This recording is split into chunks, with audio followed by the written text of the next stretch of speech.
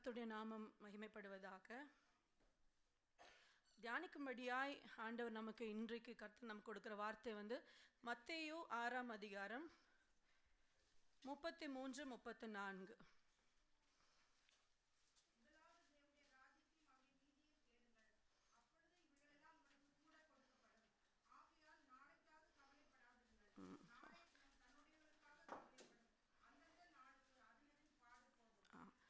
இன்னைக்கு ஆண்டவர் நமக்கு கொடுக்கிற வார்த்தை, முதலாவது தேவனுடைய ராஜ்யத்தையும் அவருடைய நீதியும் தேடுங்கள், அப்பொழுது இவைகள் எல்லாம் உங்களுக்கு கூட கொடுக்கப்படும்.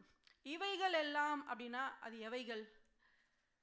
நம்ம இருதயத்துக்குள்ள எதெல்லாம் வைத்து நம்ம கவலைப்பட்டு கொண்டு இருக்கிறோமோ, எப்போ நம்ம ஒரு வருஷம் கடந்து போச்சு, புதிய வருஷத்துக்குள்ளே வந்திருக்கிறோம், அநேக தேவைகள் உண்டு, அநேக காரியங்கள். இது எப்படி நம்ம செய்ய போகிறோம், இது எப்படி நமக்கு நடக்க போகுது, குடும்ப காரியங்களாக இருக்கலாம், திருமண காரியங்கள், பிள்ளைகளுடைய காரியங்கள், ஏதாவது ஒரு கவலை நம்ம எல்லாருக்குள்ளேயும் எதை குறித்தாவது ஒரு கவலை நிச்சயமாக நமக்கு இருக்கும் இல்லையா?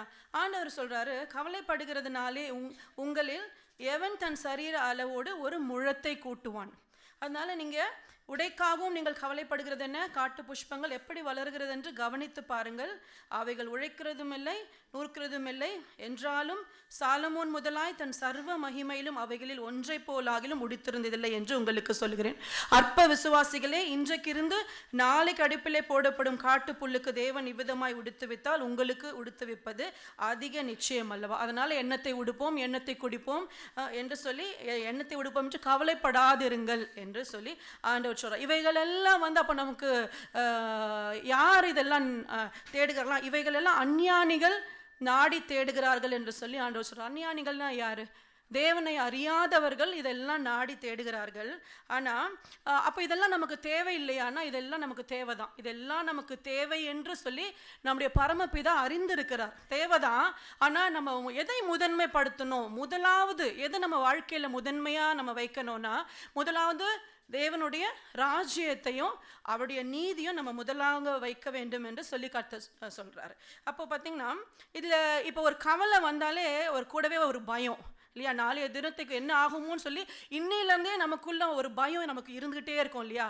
வேதத்தில் முதல்ல பயம் எப்போ வந்தது? யாராவது சொல்ல முடியுமா? ஆமாம், வாசிக்கலாமா? ஆதியாகமம் 3ஆம் அதிகாரத்தில் ஆதாமும் ஏவாளும் ஆண்டவர் சாப்பிடக்கூடாதுன்னு சொன்ன அந்த கனியை அவங்க சாப்பிட்ட உடனே அவங்களுடைய கண்கள் திறக்கப்படுது. அப்புறம் அவர்கள் தங்கள் நிர்வாணிகள் என்று அறிந்து அத்தி இலைகளை தைத்து தங்களுக்கு அரை கச்சைகளை உண்டு பண்ணினார்கள். இப்போ 8ஆம் வசனம் பார்க்கலாம். பகலிலே குளிர்ச்சியான வேளையிலே தோட்டத்தில் உலாவுகிற தேவனாகிய கர்த்தருடைய சத்தத்தை அவர்கள் கேட்டார்கள்.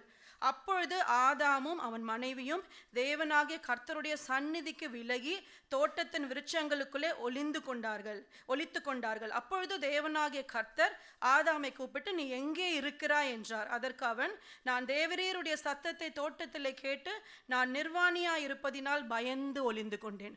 அப்போ எப்போ முதல்ல பயம் வந்துச்சு? எப்போ அவங்க கீழ்ப்படியாமைனாலே பாவம் எப்போ உள்ளே வந்ததோ, அவங்க தேவ சந்நிதியிலேருந்து விலகினாங்க. தேவனுடைய பிரசன்னத்திலேருந்து அவங்க விலகின உடனே அவங்களுக்குள்ள பயம் வந்துச்சு. அதுக்கு முன்னாடி பார்த்திங்கன்னா தேவ சந்நிதிக்குள்ளே அவங்க இருக்கும் பொழுது அவங்களுக்கு எந்த கவலையுமே இல்லை, சந்தோஷமாக இருந்தாங்க, எதை பற்றியுமே அவங்க கவலைப்படலை, அவங்க தேவைகள் எல்லாம் சந்திக்கப்பட்டுச்சு இல்லையா? ஆண்டவர் அவங்களுக்கு இதெல்லாம் நீ எல்லாவற்றையும் ஆண்டு கொள்ளுங்கள் சொல்லிட்டு ஒரு அதிகாரத்தை அந்த இடத்துல கர்த்தர் கொடுத்துருந்தாரு. அப்போது இந்த அதிகாரத்தை சத்ரு தந்திரமாக பாவத்தை செய்ய வைத்து அந்த அதிகாரத்தை எடுத்த உடனே அவங்களுக்குள்ள அந்த பயம் வந்துருச்சு. ஆனால் அந்த இடத்துல ஒரு ஆதாமுக்கு கர்த்தர் எப்படின்னா, ஒரு ராஜா, நீ தான் ராஜா, அதனால ஆண்டு கொள்ளுங்கள். யாருக்கு ஆளுமை வரும்? ஒரு ராஜாவுக்கு தான் இல்லையா? நீ தான் இந்த இடத்துல ராஜான்னு சொல்லிட்டு ஆளுமையை கொடுக்குறாரு. அந்த ஆளுமை அவன் எடுத்துட்டான். ஆனால் இந்த ஏதேன் தோட்டத்தில் நம்ம அந்த ஆதாம் இழந்த அந்த அதிகாரத்தை, அந்த ஆளுமையை இயேசு கிறிஸ்துவானவர் திரும்ப கொடுக்கறதுக்கு தான் அவர் நமக்காக பூமியில் ரத்தம் சிந்தி, நம்ம வெளிப்படுத்தின சுவிசேஷம் 1:6 வாசிக்கிறோம் பார்த்தீங்களா? யாராவது வாசிங்க 1:6.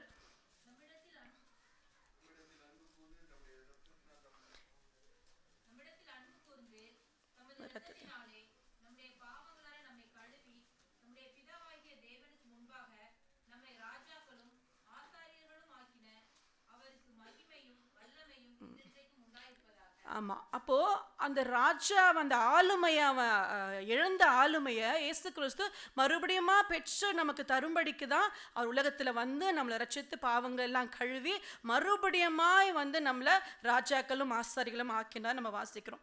அப்போ இந்த தாவீது கூட சங்கீதத்துல சொல்லுவாரு, அவருடைய சமூகத்துல தான் பரிபூர்ண ஆனந்தமும் உம்முடைய வலது பாரசத்தில் நித்திய பேரின்பமும் உண்டு என்று சொல்லி அதை தாவீது அனுபவிச்சதுனால தான் அது சொல்றாரு. அவ்வளோ சந்தோஷம் அந்த தேவனுடைய சந்நிதிக்குள்ள இருக்குது.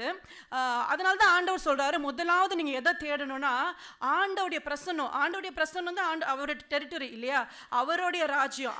அதை நீங்க முதலாவது தேடும் பொழுது நீங்க எதையெல்லாம் தேடிக்கொண்டிருக்கிறீங்களோ, எதை குறித்தெல்லாம் கவலைப்பட்டு கொண்டிருக்கிறீங்களோ அது எல்லாமே அந்த ராஜ்யத்துக்குள்ள இருக்குதுன்னு சொல்லிட்டு ஆண்டவர் சொல்றார். அதனால தான் லூக்கா 12:22 வசனத்துல, லூக்கா 12:32 வசனம் சொல்லுது,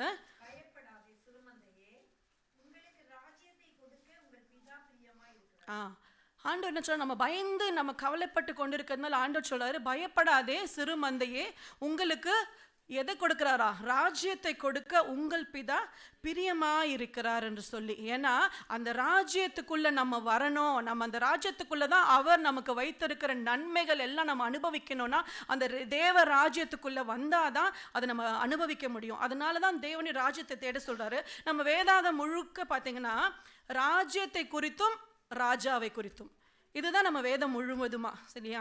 அப்போ நம்ம இப்போ இந்த புதிய ஏற்பாட்டில் பார்த்தீங்கன்னா முதல் பிரசங்கம் எது?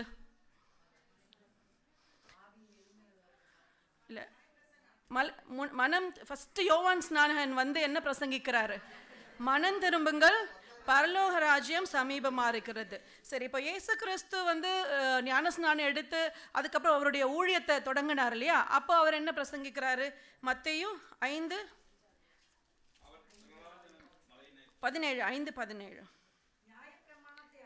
இல்லை இல்லை 4:17 சாரி.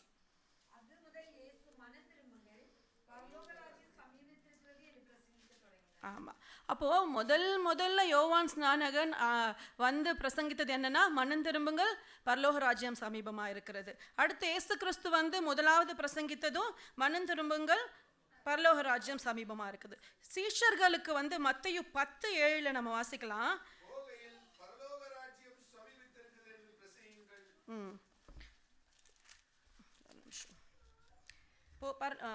அதாவது 6:6 வாசிக்கலாம்.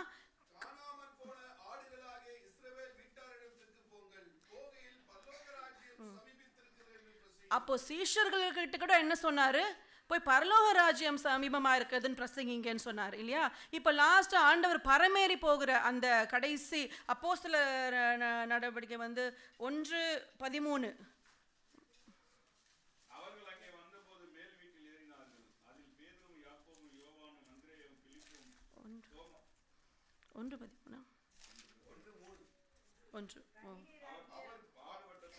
சாரி.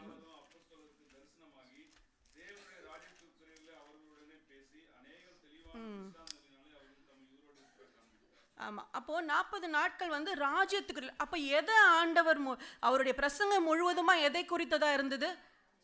ராஜ்யத்தை குறித்ததான பிரசங்கமாக இருந்தது. அவர் வந்து ஹீலிங்கை பற்றியோ இல்லை டெலிவரன்ஸை பற்றியோ இல்லை ப்ராஸ்பரிட்டியை குறித்து எதை பற்றியுமே ஆண்டவர் பேசல. அவர் பேசினதெல்லாம் எதை குறித்து? தேவ ராஜ்யத்தை குறித்து பேசினார். அப்புறம் சீஷர்களிடத்தில் பிரசங்கிக்க சொன்னதும் அதுதான்.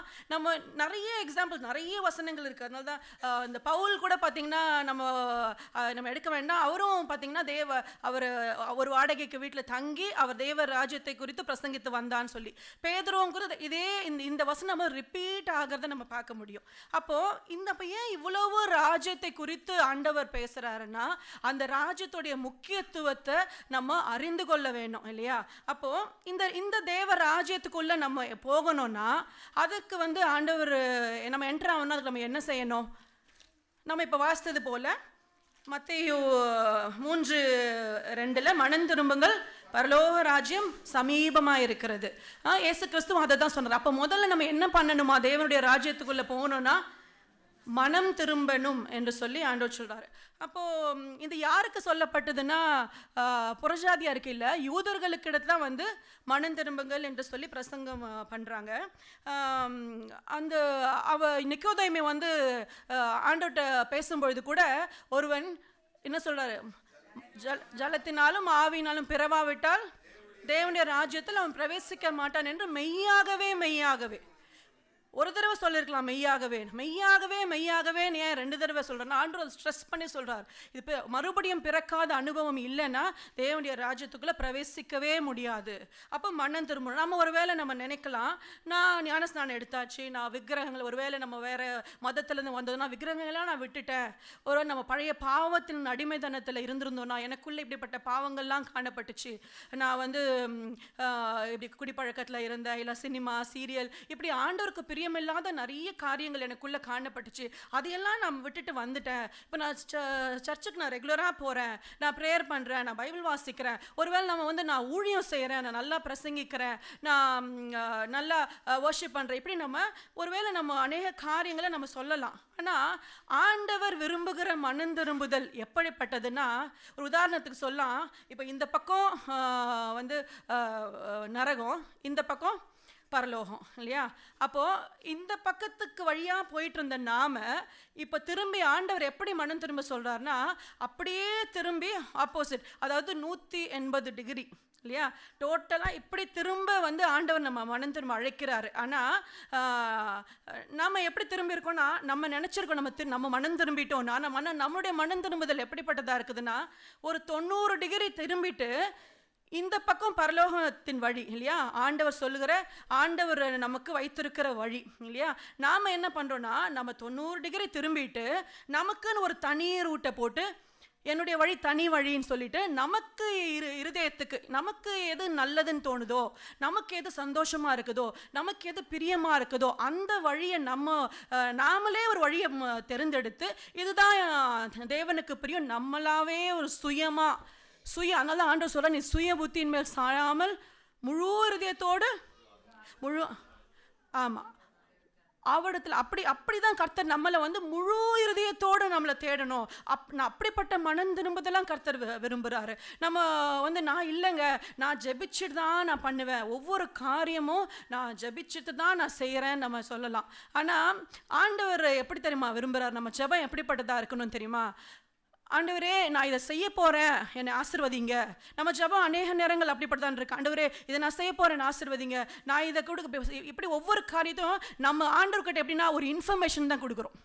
ஆனால் ஆண்டவர் விரும்புகிற ஜெபம் எதுனா, ஆண்டவரே இதை நான் செய்யட்டுமா, இது உமக்கு சித்தமா, இது உமக்கு விருப்பமா அப்படின்னு கேட்டு ஆண்டவருடைய சித்தத்தை கேட்டு செய்கிற ஒரு ஜெபத்தை தான் கர்த்தர் விரும்புகிறார். அதனால தான் நமக்கு எப்படி ஜெபிக்கணும்னு கர்த்தர் கற்றுக் கொடுக்குறாருல்ல, பரலோகத்தில் உடைய சித்தம் செய்யப்படுவது போல பூமியிலும் செய்யப்படட்டும். அப்போ நம்ம ஜெபம் எப்படி இருக்கணும்? ஆண்டவரே, என்னை குறித்து நீங்கள் ஒரு திட்டம் வச்சிருக்கிறீங்க. நம்ம எரேமியால வாசிக்கிறோம் இல்லையா, அவர் சொல்கிறார்ல, நீங்கள் எதிர்பார்த்திருக்கும் முடிவை கொடுக்கும்படிக்கு தீமைக்கல்ல சமாதானத்துக்கு ஏதுவாகலே, உங்கள் பேர் நான் வைத்திருக்க நினைவுகளை நான் அறிவேன். ஐ ஹாவ் த பிளான்ஸ்ன்னு சொல்கிறாரு. அப்போது கர்த்தரிடத்தில் அந்த பிளான் இருக்கும்பொழுது நம்ம அநேக நேரங்களில் ஏன் நம்ம எதிர்பார்த்து நம்ம அது நடக்காமல் நம்ம சோர்ந்து போகிறோம், ஏன் நம்ம ஒரு அலைச்சலுக்குள்ளே நம்ம போகிறோன்னா, அந்த முடிவு நம்ம எதிர்பார்த்துருக்கிற முடிவை வந்து அவர் அந்த பிளான்ஸ் அவர்கிட்ட இருக்குதான். ஆனால் நம்ம என்ன செய்கிறோம்? நம்மளுடைய சொந்த பிளானை போடுறதுனால, நம்ம சொந்த முயற்சி சுயமாய் நம்ம ஒரு காரியத்தை பண்ணுறதுனால, அங்கே தேவ சித்தம் நடைபெறாததுனால அது வந்து நமக்கு பிரச்சனையாகவும் நம்ம தோல்வியாகவும் ஏமாற்றமாகவும் நமக்கு போகிறது இல்லையா. அப்போது தேவன் விரும்புகிற அந்த அதனால தான் வார்த்தை சொல்லுது, அவருடைய நீதியை நம்ம தேடணுமா, நம்மளுடைய நீதி இல்லை. நம்ம நீதியெல்லாம் எப்படிப்பட்டதாக இருக்கிறது? நம்ம நீதியெல்லாம் அழுக்கான கந்தையாக இருக்குது. அதனால தான் ஆண்டவர் சொல்றாரு, அவருடைய நீதியை தேடணும். நம்மளுடைய நீதி எப்படிப்பட்ட தெரியுங்களா? நான் செய்கிறதெல்லாம் கரெக்டு தான், நான் சரியாக ஜெபிக்கிறேன், நான் எல்லாம் சரியாக உபவாசிக்கிறேன். அந்த பரிசேயனுடைய ஜெபத்தை நம்ம பார்க்குறோம் இல்லையா. ஆண்டவரே, நான் ஜெபிக்கிறேன், நான் உபவாசிக்கிறேன், நான் ஆலயத்துக்கு வரேன், அவனை போல நான் அல்ல. அப்போது மற்றவங்க இந்த சுயநீதி எப்படிப்பட்டதுன்னா, தன்னுடைய பாவத்தை ஒற்றுக்கொள்ளாது, ஆனால் மற்றவங்களை ஈஸியாக அது குற்றம் தீர்க்கும். இதுதான் அந்த சுயநீதி. ஆனால் ஆண்டவர் விரும்புகிற ஆண்டவருடைய நீதி அப்படி அல்ல இல்லையா? அவர் அவருடைய சித்தம், அவருடைய திட்டம். ஆண்டவரே, இனி நான் அல்ல, நான் என்னைக்கு நான் என் வாழ்க்கையில் நான் கிறிஸ்துவுக்கு ஒப்பு கொடுத்தேனோ, என்னைக்கு நான் ஞானஸ்நானம் எடுத்து அவருடைய ஆலயமாக மாற்றப்பட்டேனோ, பரிசுத்த ஆவியானவர் எனக்குள்ள எப்போ வந்தாரோ, இனி பரிசுத்த ஆவியானவருடைய வழி நடத்துதலுக்கு என்னை ஒப்பு கொடுப்பேன். நான் இப்போ நான் எதெல்லாம் பார்க்குறேனோ அதெல்லாம் பரிசுத்த ஆவியானவர் என் மூலமாக பார்க்குறாரு. எதெல்லாம் நான் செய்கிறேனோ அதெல்லாம் அவர் என் மூலமாக செய்கிறார். நான் எங்கெல்லாம் போகிறனோ அவர் என் கூட வருகிறார். நான் எதையெல்லாம் கேட்குறேனோ அவர் என் மூலமாக. ஏன்னா நமக்குள்ள அவர் வாசமாக, இந்த உணர்வு நமக்குள்ளே இருக்கிறதா? நம்மளுடைய கனிகள். அதனால தான் நமக்கு வசனம் சொல்லுது, மனம் திரும்புதலுக்கு ஏற்ற கனிகளை கொடுங்கள். அப்போ நம்ம கனிகள் எப்படிப்பட்டதாக இருக்கிறது? நம்மளுடைய வாழ்க்கையை தேவனுடைய பரிபூர்ண சித்தத்துக்கு நம்ம ஒப்பு கொடுத்திருந்தோம்னா, ஆண்டவரே நான் பாவி. பவுல் எப்பேற்பட்ட ஒரு சீஷனாக இருந்தார். அவர் சொல்கிறாரு, எல்லா பாவிலும் பிரதான பாவி நான் சொல்கிறார்.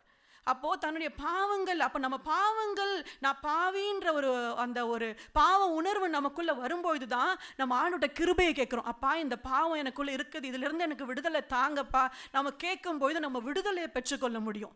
அப்போ பாவ அறிக்கை செய்தவன், இல்லை நான் பாவமே இல்லை, நான் செய்கிறதெல்லாம் கரெக்டுன்ற உணர்வு நமக்குள்ளே இருந்தால் எப்படி நம்ம பாவங்கள் மன்னிக்கப்படும் இல்லையா? அப்போ நமக்குள்ள ஆண்டவர் விரும்புகிற இப்படிப்பட்டதான இந்த ஒரு மனம் திரும்புதல் தான் கர்த்தர் விரும்புகிறாரு இல்லையா? அப்போ இந்த தேவனுடைய இப்போ ஒரு நம்ம ஓகே ராஜ்யம், இப்போ மனம் திரும்பியாச்சு. மனம் திரும்பி நம்ம இந்த தேவனுடைய ராஜ்யத்துக்குள்ளே வரோம். இப்போ ஒரு ராஜ்யம்னா என்ன? ஒரு ராஜ்யம்னா ஒரு அரசாட்சி வச்சுக்கோமே. அந்த ஒரு ராஜாவுக்கு உட்பட்ட ஒரு பகுதி இல்லையா? அந்த பகுதிக்கு ஒரு ராஜா இருக்கிறாரு. அந்த பகுதியில் அந்த நாட்டில் ஒரு தனி சட்டங்கள் இருக்கும் இல்லையா? அந்த ராஜ்யத்தில் அந்த மக்களை பாதுகாப்பது யாரோட கடமை? அந்த ராஜாவுடைய கடமை இல்லையா? அதே போல தான் இப்போது நாம் நம்ம கொலோசையர் 1:13 வாசிக்கலாம்.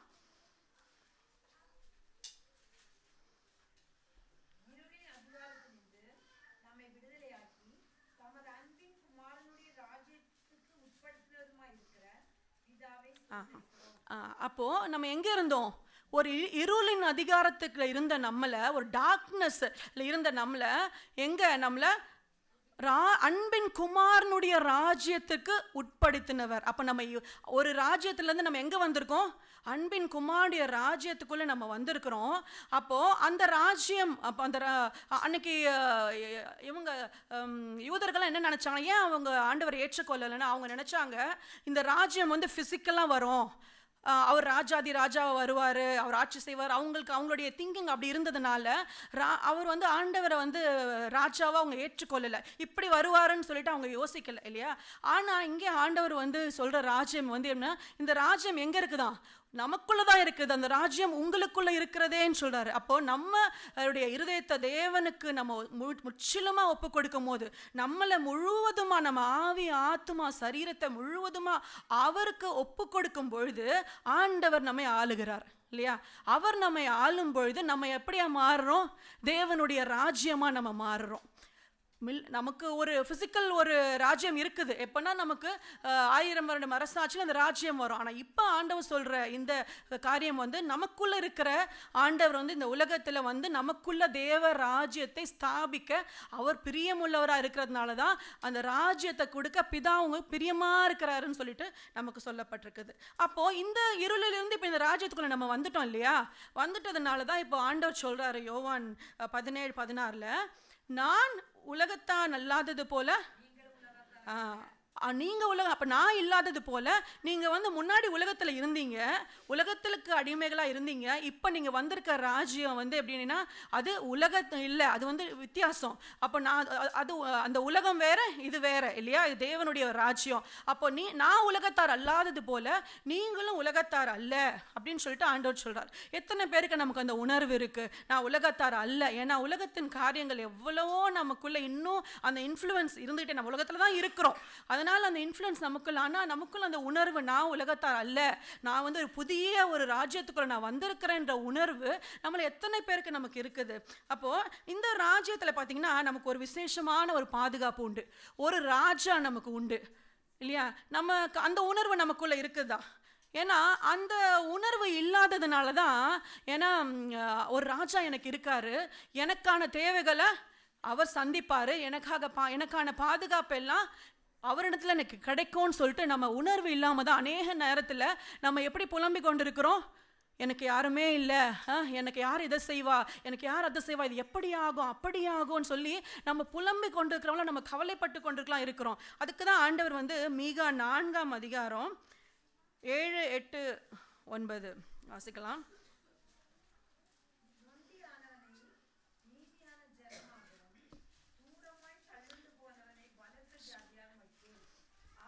ஒரு நிமிஷம், மீகா தானே, மீகா 4. கர்த்தர் சீயோன் பர்வதத்திலே இது முதல் என்றென்றைக்கும்.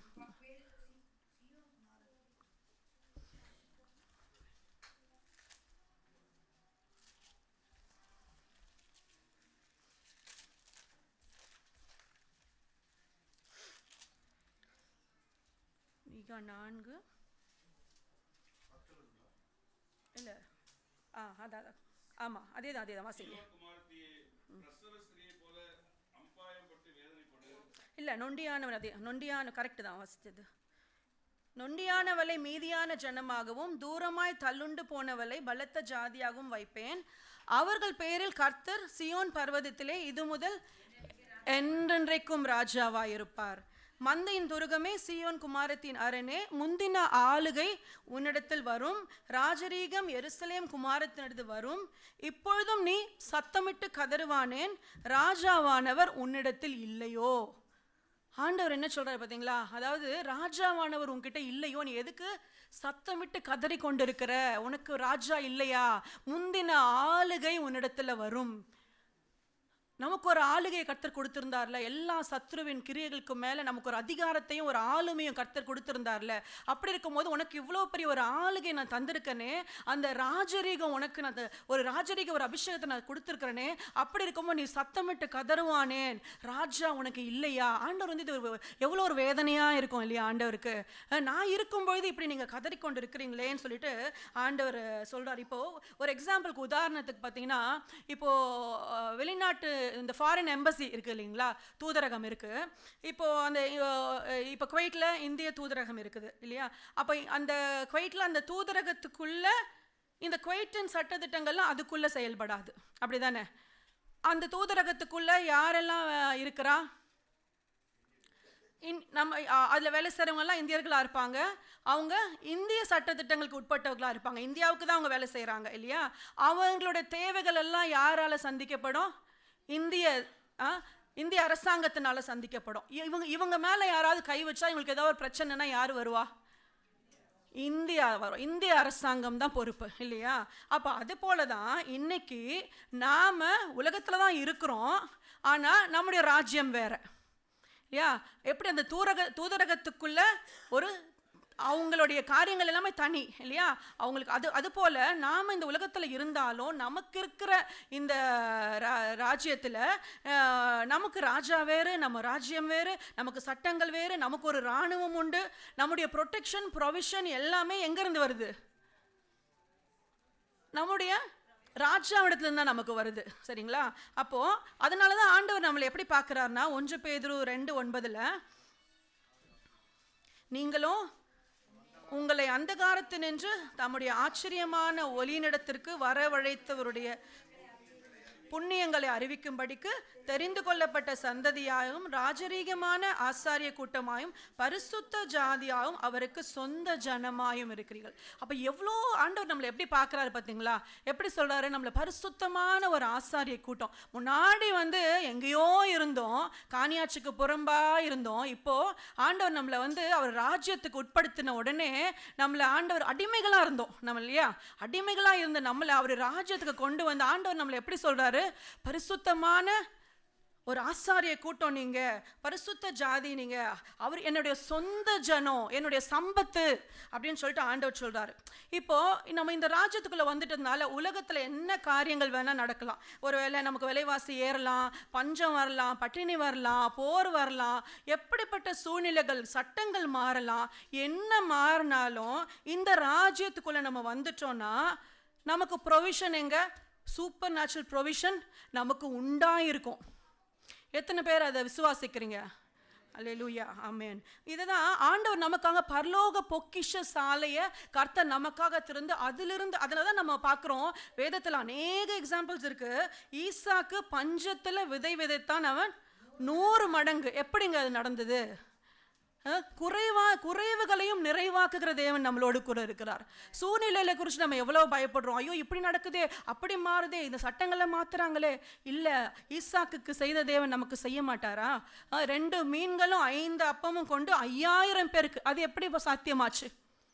எப்படி நடந்தது? இதெல்லாம் நம்ம வாசிட்டு போயிடுறோம் சாதாரணமா. ஆனா அது எல்லாம் நம்ம வாழ்க்கையிலும் ராஜ்யத்தின் புத்திரர்களுக்கு, ராஜ்யத்தின் பிள்ளைகளுக்கு, ராஜாக்களுக்கு இதெல்லாம் நமக்கு இதெல்லாமே நடக்கும். நம்ம குறைவுகள் நிறைவாகும். இதெல்லாம் பரலோக ராஜ்யத்துல நமக்கு தேவன் வைத்திருக்கிற பெனிஃபிட்ஸ். அப்ப சாரால யோசிச்சு பாருங்க, தேவனுடைய ராஜ்யத்துல குறைவுகள் நிறைவாகும், அவருடைய ராஜ்யத்துல சுகம் இல்லையா? சாரால் யோசிச்சு பாருங்க, கர்ப்பம் தரிக்க பலன் இல்லாம வழிபாடு நின்று போனவளுக்கு எங்க இருந்து கர்ப்பம் தரிக்க பலன் உண்டாச்சு? பரத்திலிருந்து ஒரு பலன் ஆண்டவர் தந்தார் இல்லையா? ஆண்டவர் சாத்தியம் இல்லாததை சாத்தியமாக்குகிற தேவன். அசாத்தியங்கள் சாத்தியமே நம்ம பாடுறோம், ஆனா அதை எந்த அளவுக்கு நம்ம அதை விசுவாசிக்கிறோம்? சாராளுக்கு அதை செய்தது போல நமக்கு செய்ய அவர் முடியாதா? பெரும்பாடுள்ள ஸ்திரீ தன்னுடைய ஆஸ்திகளெல்லாம் செலவழித்தா, எல்லாத்தையும் விட்டா. ஆனா ஆண்டவர் சமூகத்தில் போய் அவருடைய வஸ்திர தொங்கலை பிடிக்கும் பொழுது அவடத்திலிருந்து வல்லமை புறப்பட்டது இல்லையா? அந்த சுகத்தை பெற்றுக்கொண்டா. நம்ம நிறைய காரியங்களை பார்க்கலாம், எக்ஸாம்பிளாக சொல்லிக்கிட்டே போகலாம். வேதத்தில் நிறைய காரியங்கள் இருக்கு. ரூத்தை பார்க்கலாம். எப்படி புறஜாதி அந்த ரூத்து ஆண்டவர் நம்முடைய தேவனே என்னுடைய தேவன் சொல்லி ஆண்டவரை ஏற்றுக்கொண்டு வந்த உடனே அவருக்கு நிறைவான பலனை கர்த்தர் தந்தார். அப்படிதானே? அப்போ நம்ம இந்த லூக்கா 9:11 வாசிக்கலாம். நானே வாசிக்கிறேன். ஜனங்கள் அதை, அதாவது ஆண்டவர் வந்திருக்கிறாருன்னு சொல்லி ஜனங்கள் கேள்விப்பட்டு ஜனங்கள் அதை அறிந்து அவர் பின்னே போனார்கள். அவர்களை அவர் ஏற்றுக்கொண்டு தேவனுடைய ராஜ்யத்தை குறித்து பேசி சொஸ்தமடைய வேண்டும் என்றிருந்தவர்களை சொஸ்தப்படுத்தினார். அப்ப எத்தனை பேர் சொஸ்தமடைய வேண்டும் என்று விரும்புகிறீங்க? தேவனுடைய ராஜ்யத்துக்குள்ள நம்ம வரும்பொழுது ஆண்டவர் தருகின்ற அந்த சுகத்தை நிச்சயமா நம்ம பெற்றுக்கொள்வோம் இல்லையா? கர்த்தருடைய வார்த்தை நமக்கு சொல்லுகிறது. அதே போல தேவனுடைய ராஜ்யத்துல பிசாசுக்கு இடமே இல்லை. பிசாசு நம்மளை தொட முடியுமா? யோபை யோசிச்சு பாருங்க. ஆண்டோடைய பிள்ளை நீதிமானும் சன்மார்க்கமா இந்த யோபுவை தொடணும்னா ஆண்டவர்கிட்ட பெர்மிஷன் கேட்காம தொட்டிருக்க முடியுமா? ஆண்டவர்கிட்ட பெர்மிஷன் வாங்கினாலே கேட்டான் இல்லையா? நீங்க வேலி அடைத்து வைத்திருக்கிறீங்க, அந்த வேலியை எடுங்கன்னு சொல்லி அவன் பெர்மிஷன் கேட்கிறான். ஆனா கர்த்தர் அதை அனுமதித்தார் இல்லையா? அப்போ நம்மள ஆண்டோடைய பிள்ளைகளை தொடணும்னா பிசாசு நம்மளை தொட முடியுமா? பிசாசுக்கு தேவனுடைய ராஜ்யத்தில் வேலையே கிடையாது. அவன் நம்மளை தொடணும்னா ஆண்டவர்கிட்ட பெர்மிஷனை கேட்காம நம்மளை அவன் தொடவே முடியாது இல்லையா? அப்போ அதே போல் ஆண்டவர் சொல்றாருல, உன்னை தொடுகிறவன் என் கண்மணியை தொடுகிறான் ஆண்டவர் சொல்றாரு. சவுல் சபையை துன்புறுத்தினார் இல்லையா? அவர் ஆண்டவரை ஒன்றும் செய்யல, சபையை துன்புறுத்துறார். ஆண்டவர் அதுக்கு என்ன சொல்றாரு? சவுலே சவுலே ஏன் என்னை துன்புறுத்துகிறாய்? அப்போ நமக்கு எதிராக எத்தனையோ பேர் எவ்வளோ காரியங்களை சொல்றாங்க, நம்மளை எவ்வளோ துன்பப்படுத்துறாங்க, கஷ்டப்படுத்துறாங்க, வேதனைப்படுத்துறாங்க, எத்தனையோ நிந்தனைக்கு நம்ம உள்ளாகிறோம், நம்ம வேலை செய்கிற ஸ்தலங்கள்லையும் நம்ம குடும்பங்கள்ல. ஆண்டவர் என்ன சொல்றாரு? ஆண்டவர் உங்களை தொடுகிறவன் என் கண்ணின் கருமணியை தொடுகிறான். அப்போ நம்மளை துன்பப்படுத்துறது எல்லாமே என்னது? அவரை துன்பப்படுத்துவது இல்லையா? அப்போ யோசிச்சு பாருங்க, தேவனுடைய ராஜ்யத்துல நம்ம குறைவுகள் நிறைவாக, நமக்கு சுகம் உண்டு, நமக்கு விசேஷித்த பாதுகாப்பு உண்டு, நமக்கு பணிவிடை ஆவிகளை வச்சு ஒரு ஆர்மி. எப்படி இந்தியாவை பாதுகாக்க இந்திய ராணுவம் இருக்கிறது போல நமக்கு ஒரு ராணுவத்தை கர்த்தர் வைத்திருக்கிறார், தூதர்களை கர்த்தர் வைத்திருக்கிறார். நமக்கு ஒண்ணுன்னா நம்ம கல்லில் இடராதபடி நம்மளை ஏந்தி கொண்டு போவார்கள் ஆண்டவருடைய வசனம் சொல்லுது. அப்போஸ்தலர்ல வாசிக்கிறோம் பாருங்க, பேதுரு சிறைச்சாலையில் இருந்தப்போ சபை ஜபித்தாங்க. அப்போ தூதன் தட்டி எழுப்பி வெளியே கொண்டு வந்தான். அதெல்லாம் எப்படி அது சாத்தியமான? அது நமக்கு நிச்சயமா நமக்கும் ஆண்டவர் அதே போல ஆச்சரியமான நமக்கு பணிவிடை தூதர்களை வைத்து நம்மளை பாதுகாத்துட்டு தான் ஆண்டவர் இருக்கிறாரு இல்லையா? அப்போ நமக்கு ஒரு அதிகாரத்தை கற்று தந்திருக்காரு. இதோ சர்ப்பங்களையும் தேள்களையும் மிதிக்க உனக்கு அதிகாரம் உண்டு, அது சகல வல்லமையும் மேற்கொள்ளும் உங்களுக்கு அதிகாரம் கொடுக்கிறேன், ஒன்றும் உங்களை சேதப்படுத்த முடியாது. எதுவுமே நம்மளை சேதப்படுத்தாதுன்னு சொல்லிட்டு ஆண்டவர் வந்து நமக்கு ஒரு அதிகாரத்தை கொடுத்துருக்காரு. எத்தனை பேர் நம்ம வந்து இதெல்லாம் நம்ம உணர்ந்தவர்களாக இருக்கிறோம். நம்ம இதெல்லாம் வாசிக்கிறோம், எங்கேயோ நடந்துச்சு, யாருக்கோ நடந்துச்சு, அதான் இது எனக்கும் நடக்கும், இதெல்லாம் பரலோகத்தில் கர்த்தர் நமக்கு வைத்திருக்கிற பெனிஃபிட்ஸ், ப்ரொவிஷன்ஸ், இதெல்லாம் நிச்சயமாக அது நமக்கும் அது நிறைவேறும். ஆனால் அந்த ப்ரொவிஷன்ஸை அதை நம்ம பெற்றுக்கொள்ளணும்னா நம்ம தேவ ராஜ்யத்துக்குள்ளே வந்தாதான். வெளியில் நின்று கொண்டு, ஏன்னா பிள்ளைகளாய் மாறினாதான் நம்ம சுதந்திரவாளி. ஆமாம் தானே?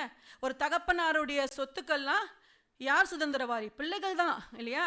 பக்கத்து வீட்டில் இருந்து யாரும் வந்து அதை கேட்க முடியாது. அப்போ நாம் தேவனுடைய பிள்ளைகளாய் மாறி மனம் திரும்புதல்னா அவர் விரும்புகிற மனம் திரும்புதல். படி ஏன் நமக்கு இன்னும் நிறைய காரியங்கள் டிலேவா நமக்கு இன்னும் இருக்குதுன்னா, ஆண்டவர் நம்மக்கிட்ட எதிர்பார்க்குற அந்த மனம் திரும்புதல். நாம் வந்து நம்ம ஒரு பிளானை போட்டு நம்ம ஒரு காரியத்தை செய்து நாமளாக ஒரு முடிவை பண்ணி அதில் போய் நம்ம மாட்டிக்கிட்டு பிரச்சனையில் நிற்கிறோம். ஆனால் ஆண்டவர் சொல்கிறாரு, ஐ ஹாவ் த பிளான்ஸ். அந்த பிளானை என்கிட்ட கொடுங்க, நான் ஆல்ரெடி திட்டம் பண்ணி வச்சுருக்கிறேன். அந்த திட்டத்தை விட்டு நம்ம ஒரு சொந்த முயற்சியில் போய் நம்ம ஆண்டோடைய ஆலோசனையை கேட்காம போனதுனால தான் நம்ம வாசிக்கிறோம் இல்லையா, தாவீது எங்கெல்லாம் போனாலும் எல்லா இடத்துலையும் ஜெயத்தை பெற்றுக்கொண்ட. எப்படி? தேவனுடைய ஆலோசனை கேட்டு போனான். அதே போல தான் ஆண்டவருடைய சித்தம் என்னன்னா, நம்ம தேவ ஆலோசனை பெற்றுக்கொள்ளணும்னு சொல்லிட்டு ஆண்டவர் விரும்புகிறாரு. சரி, இப்போ தேவனுடைய இந்த ராஜ்யத்தில் உள்ள பெனிஃபிட்ஸ் எல்லாம் நம்ம பார்த்தோம் இல்லையா? இப்போ இந்த தேவ ராஜ்யம், இந்த ராஜ்யம்னா இது செயல்படுறதுக்கு ஒரு விதம் உண்டு இல்லையா? எல்லா தேசத்துலையுமே ஒரு ரூல்ஸ் அண்ட் ரெகுலேஷன்ஸ் இருக்குது இல்லையா? இப்போ நம்ம வந்து இந்த குவைட் தேசத்துக்கு நம்ம வந்துட்டோம் இல்லையா? இங்கே வந்துட்டு இதுக்கு வந்து இங்கே ஒரு தனி ஒரு லாங்குவேஜ், அவங்களுடைய ஒரு லாங்குவேஜ் இருக்குது, அப்புறம் அவங்களுக்கு ஒரு தனி கல்ச்சர் இருக்குது, இங்கே ரூல்ஸ் இருக்குது. இங்கே வந்து பணம் வந்து எப்படி கேடி நம்ம சொல்கிறோம். நான் இந்தியாவிலேருந்து வந்துட்டேன், நான் இந்திய பிரஜை, அதனால் நான் வந்து இந்தியன் ருப்பியை தான் நாங்கள் யூஸ் பண்ணுவேன் அப்படின்னு சொல்ல முடியுமா? நம்ம சொல்ல முடியுமா? சொல்ல முடியாது இல்லையா? அதே போல் நான் இந்தியா, அதனால் எங்கள் சட்டத்திட்டங்கள்லாம் அங்கே வேறங்க, அதெல்லாம் இங்கே வந்து இந்த சட்டத்துக்கு நான் உடன்பட முடியாதுன்னு நம்ம சொன்னால் இந்த தேசத்து நன்மைகளை நம்ம வந்து பெற்றுக்கொள்ள முடியுமா? முடியாது தானே? அப்போது இந்த தேசத்தில் நம்ம வந்திருக்கோன்னா, இந்த தேசத்தின் நன்மைகளை அனுபவிக்கணும்னா அவங்களுடைய சட்டத்திட்டங்களுக்கு நம்ம உட்பட்டு இருக்கணும் இல்லையா? அப்போ தான் நன்மைகளை பெற்றுக்கொள்ள முடியும். அவங்களுடைய லாங்குவேஜஸ் நிச்சயமாக சில இடங்களில் அவங்க லாங்குவேஜ் நம்ம கற்றுக்கொண்டு தான் வேணும். ஏன்னா நிறைய நீங்கள் ஹாஸ்பிட்டலில் வேலை செய்யும் போதெல்லாம் அந்த அவங்களுடைய அரபி இல்லை, எனக்கு இந்த மொழி தான் தெரியும், இது ஏன் மொழி, நான் பேச சொல்ல முடியாது. அவங்களுடைய மொழியை நம்ம நிச்சயமாக அட்லீஸ்ட் நம்ம அந்த இடத்திற்கு உபயோகப்படுத்த தேவையான அந்த லாங்குவேஜையாவது நம்ம கற்றுருக்கணும் இல்லையா? அதுதான். அதே போல தான் தேவனுடைய ராஜ்யமும் எந்த அடிப்படையில் செயல்படுதுன்னா, எப்படி வந்து இந்த தேசங்களுக்கு வந்து தனி லாங்குவேஜ் இருக்குது, தனி ரூல்ஸ் இருக்குது இல்லையா, தனி கல்ச்சர் இருக்குது, அப்புறம் பணம், கரன்சி தனியாக இருக்குது. அதே போல தான் தேவ ராஜ்யத்தில் எதன் அடிப்படையில் செயல்படுதுன்னா, சட்டத்திட்டங்கள் என்னது நமக்கு எழுதி கொடுத்துருக்கார் ஆண்டவர். இந்த வசனம் தான் ஆண்டவர் நமக்கு எழுதி கொடுத்துருக்க சட்டத்திட்டங்கள். இந்த சட்டத்திட்டங்களுக்கு உட்பட்டு ஏன்னா கண்டிஷனல், ஆண்டவர் நமக்கு எல்லா ப்ராமிஸுமே நமக்கு தான் வேதத்தில் எழுதி வைத்திருக்கிறது. நம்ம வந்து நியூ இயர் ஆனால் ஒரு கார்டை எடுக்கிறோம், இது நம்ம, ஆனால் உண்மையாமே அந்தந்த நேரத்துக்கு நமக்கு கர்த்தர் ப்ராமிஸ் பண்ணுறாரு.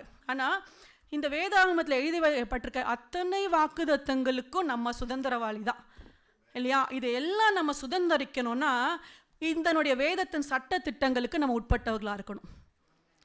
அப்போ அந்த சட்டங்கள் தெரியணும். சட்டத்திட்டம்னா என்னன்னு முதல்ல தெரியணும். அந்த சட்டம் அப்போ என்ன சொல்லுது?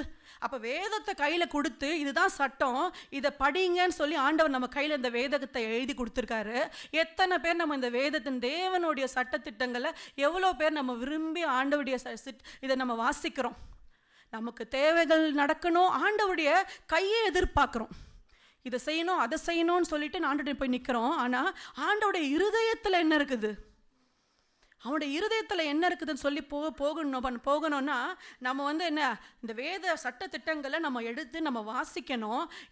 இப்போ நிறைய நம்ம இந்த தேவ ராஜ்யத்தை குறித்தான இந்த ஓமைகள்லாம் பார்த்திங்கன்னா மத்தேயு 13ஆம் அதிகாரத்தில் ஒரு 7 ஓமை கொடுக்கப்பட்டிருக்கு.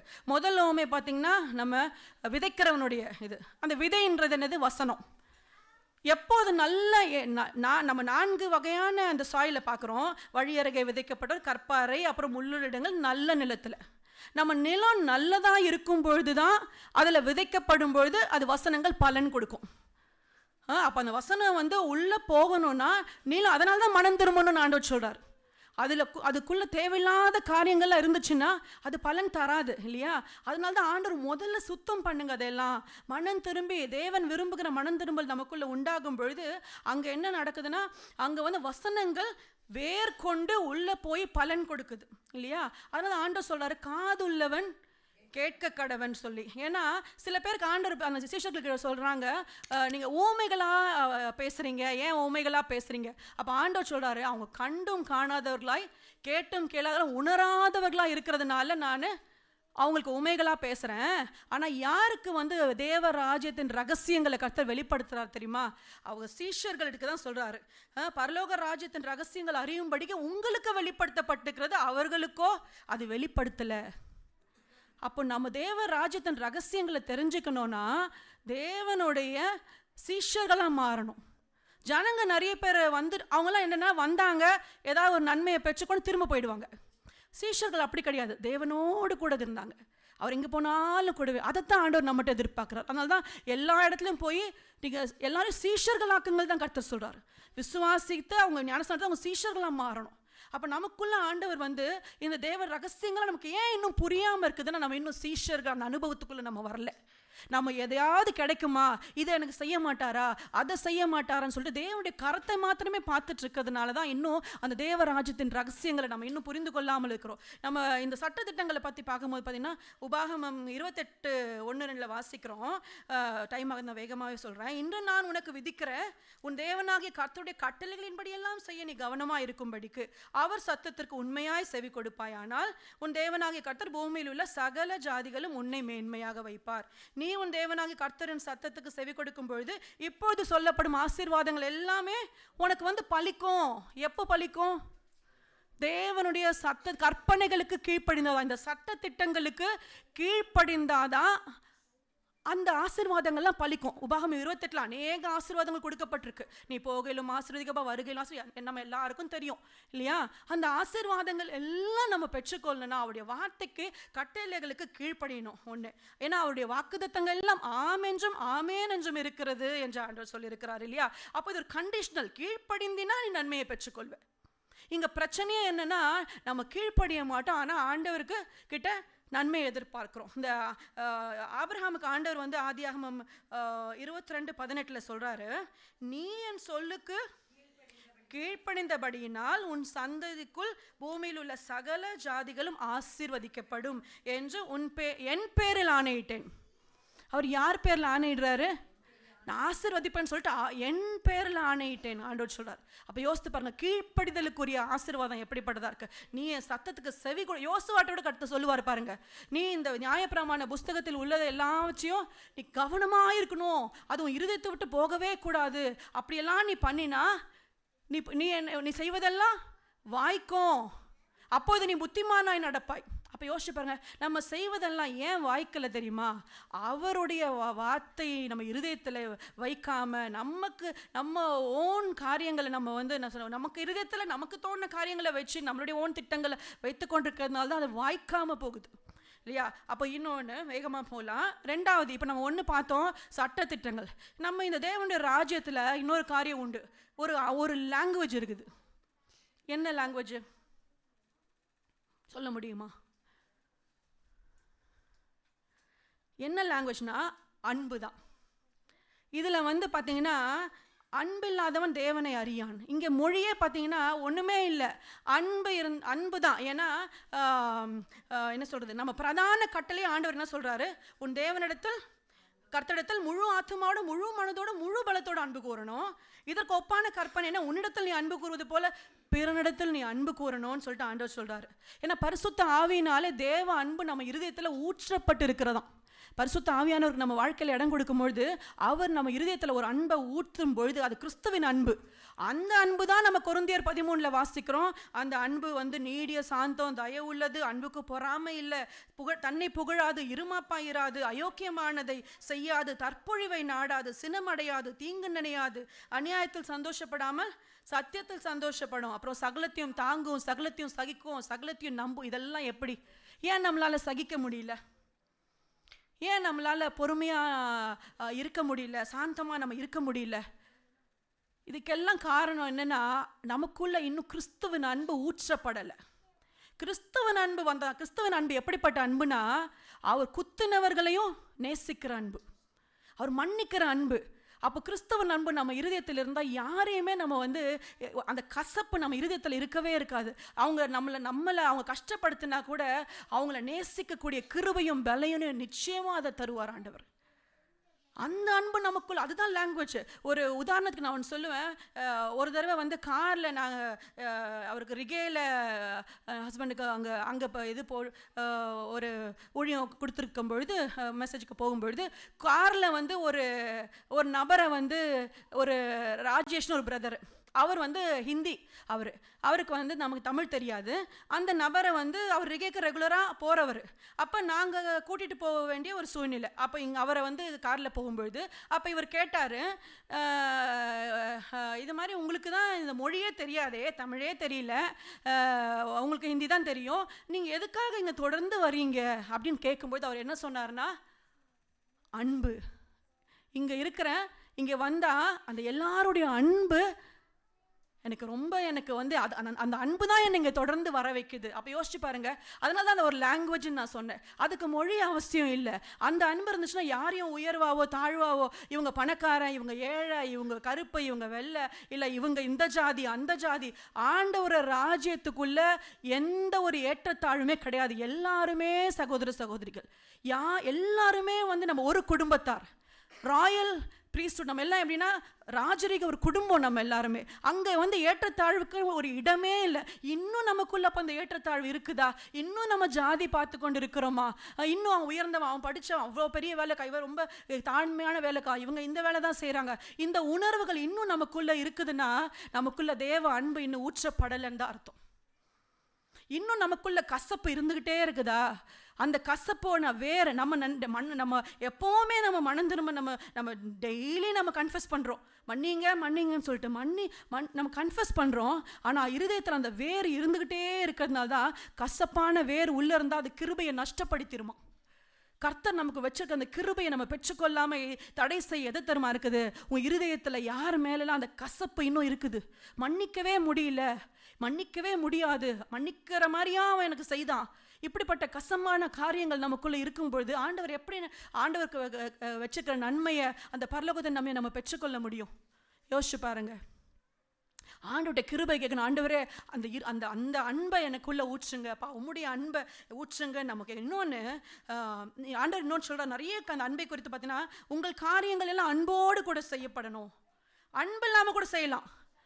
ஏன்னா நிறைய பேர் எப்படின்னா அவங்களோட செல்ஃப் இது அவங்கள பெருமைப்படுத்த, அவங்கள மேன்மைப்படுத்த, நான் இதெல்லாம் செய்தேன் பாரு, அந்த மாதிரி மோட்டிவ்ல செய்யலாம் இல்லையா? ஆனால் ஆண்டவர் வந்து நம்மளுடைய மோட்டிவ்ஸ் பார்க்குறாரு. நம்ம ஒரு காரியத்தை செய்கிறோன்னா அது நம்ம எப்படி செய்கிறோம், என்ன நோக்கத்தோடு செய்கிறோம், எல்லாமே என்ன நோக்கத்தோடு வந்து நிற்கிறேன். இப்போ என்ன இடத்துக்கு நான் வந்து இப்போ இங்கே பிரசங்கிக்கிறேன்னா, எனக்கு நல்லா பிரசங்கிக்க தெரியும் அப்படின்னு சொல்லிட்டு ஒரு பெருமையோடு நான் வந்து நின்னேன்னா, யோசிச்சு என்னுடைய மோட்டிவ் அதுவாக இருந்துச்சுன்னா, என்னை காண்பிக்க நான் வந்து நின்னேன்னா, அது தேவனை மகிமைப்படுத்தாது இல்லையா? அப்போ நான் யாருடைய மகிமையை நான் தேடுறேன்? என்னுடைய மகிமையை தான் நான் தேடுறேன், என் சுய மகிமையை தான் தேடுறேன், நான் தேவனுடைய மகிமையை நான் தேடலை இல்லையா? அப்போது அதனால தான் வந்து நம்ம காரியங்கள்லாம் அன்போடு கூட செய்ய கடவுது, சகோதர ஸ்நேகம் நிலைத்திருக்க கடவுதுன்னு சொல்கிறாரு. இன்னொன்று மூன்றாவது காரியம் பார்த்தா, நம்ம இதை பார்த்தோம், சட்டங்களை பார்த்தோம், நம்ம லாங்குவேஜை பார்த்தோம். இன்னும் ஒரு கரன்சி இருக்குது. இந்த தேவ ராஜ்யத்துக்குள்ள காரியங்களை நம்ம பெற்றுக்கொள்ளணும். எப்படி நம்ம குவைத்தில் ஒரு காரியம் நம்ம வாங்கணும்னா கரன்சி இல்லாமல், கேடி இல்லாமல் வாங்க முடியுமா? அப்போ இந்த நம்மளுடைய தேவ ராஜ்யத்துக்குள்ள கரன்சி என்னது? எதை கொடுத்தா நம்ம பெற்றுக்கொள்ள முடியும்?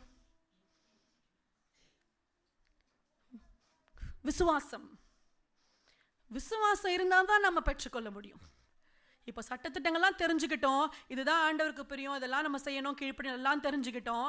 தேவ அன்போடு கூட செய்யணும், அன்பு இல்லைன்னா ஒன்றுமே தெரிஞ்சுக்கிட்டோம். ஆனால் விசுவாசம் நமக்குள்ள இருக்கிறதா? ஏன்னா விசுவாசம் இல்லாமல் தேவனுக்கு பிரியமாக இருப்பது கூடாத காரியம் அப்படின்னு சொல்லப்பட்டிருக்கிறது. ஆண்டவர் பாருங்க, நம்ம நிறைய சுகம், நிறைய பேருக்கு சுகம் தந்தாரு. அவர் தேடி வந்தவங்க எல்லாமே சுகத்தை பெற்றுக்கொண்டாங்க. அவர் கேட்ட ஒரே கேள்வி என்ன? அவங்க எல்லார்கிட்டையும், இதை நான் செய்ய முடியும், நீ விசுவாசிக்கிறாயா? அந்த ஒரு கேள்வி தான் ஆண்டவர் கேட்டார். ஆமா தானே? அப்போ தேவ ராஜ்யத்துல ஒன்று நம்ம பெற்றுக்கொள்ள நம்ம கொடுக்க வேண்டிய கரன்சி என்ன? விசுவாசம் நமக்குள்ள இருக்கணும். அது கூட எப்படின்னா நிறைய இருக்கு, டைம் ஆகி போச்சு. யாக்கோபு சொல்லப்பட்ட சந்தேகப்படாமல் நம்ம விசுவாசிக்கணுமா? ஆபிரகாம் எப்படி பெற்றுக்கொண்டாரு?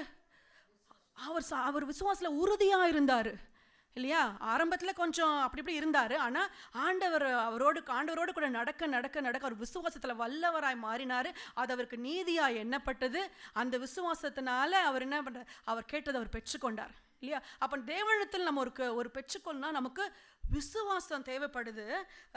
இன்னும் பார்த்தீங்கன்னா கலாத்தியரில் நம்ம 5ஆம் அதிகாரம் 6 வாசிக்கலாம். என்னன்னா, கிறிஸ்து இயேசுவிடத்தில் விருத்த சேதனம் இல்லை, விருத்த சேதனம் எல்லாமே இல்லை, அன்பினால் கிரியை செய்கிற விசுவாசம். அப்போ சும்மா விசுவாசம் கிடையாது. அந்த விசுவாசம் எப்படிப்பட்டதா இருக்குதுன்னா, அன்பினால் கிரியை செய்கிற விசுவாசமாக இருக்கணும். ஏன்னா நம்ம கொரிந்தியர் 13 கூட பார்த்தீங்கன்னா, மலைகளை பெயர்க்கத்தக்க விசுவாசம் உனக்குள்ள இருந்தால் கூட அன்பு இல்லைன்னா ஒன்றுமே இல்லை. அப்போ பார்த்தீங்கன்னா நமக்கு வார்த்தை தெரியணும் முதல்ல. ஏன்னா சட்டம் தெரிஞ்சாதானே, ஆண்டவரே இப்படி சொல்லியிருக்கிறீங்களேப்பா, அந்த சொன்ன உங்கள் வசனத்தின்படி என்னை ஆசீர்வதிங்க அப்பா, உங்கள் வார்த்தை இப்படி சொல்லுதேப்பா, நம்ம கேட்குறோம்ல. சட்டங்கள் அறிந்திருக்கணும். ஏன்னா இல்லையா, அந்த லாஸ் இந்த இபிகோ செக்ஷன்லாம் சொல்கிறாங்க, அதெல்லாம் அறிந்தால் தான் இந்த சட்டத்தின்படி நம்ம ஒரு வாதாடுறாங்க. அப்போ நம்ம ஆண்டவர்கிட்ட அப்படி கேட்கலாம் தைரியமாக, வார்த்தையை தெரிஞ்சு, ஆண்டவரே உங்கள் வார்த்தை இப்படி சொல்லுதேப்பா, அந்த வார்த்தையின்படி என்னை ஆசீர்வதிங்கப்பா நம்ம கேட்க சட்டம் தெரியணும்.